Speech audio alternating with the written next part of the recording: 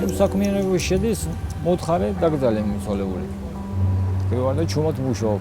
არის რა გუშინ იყო საწყალი ცოლ-ქმარი დაკრძალე ერთად. ავარიაში დაიღუპნენ. შვილები, გოგონები ყავდა, 3 გოგონა ყავდა და ძლივს აწიწკნით მე და ის მაგარი ცუდი ისაა რა იმჭი. ძიმე ახლა ხან დაკრძალეთ ახალგაზრდა ბიჭი. ის იყო ყველაზე მძიმე ჩემთვის. დაღუპული იყო 1 კვირის თუ 4 დღის და გაფუჭებული იყო და ცოტა არასასიამოვნო სანახავი იყო. თანასწმელი ვერ ჩაასვეს და შიშველ მდგომარეობაში იყო და იგი იყო ყველაზე ჩემი დასამახსოვრებელი ის მომენტი რა. დანარჩენი ისე მეტნაკლებად არის უფრო ძიმე ხოლმე არის ცოტა რაითაც.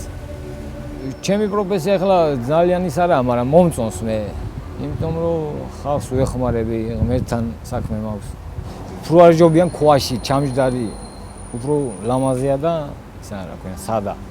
რეშოტკები და ისინი საქონელი და ის რო აწუხებდეს და ყვავილებს აფუჭებდეს, ეგ სხვა ისა თემა და ესე უფრო ლამაზი არის. ეხლა ძირითადად უკვე ზოგი ჭირის უფალი ხსნის იმ რეშოტკებს. არა, მოდა შეიცვალა. სხვა დროს სხვა მოდრა იყო ადრე.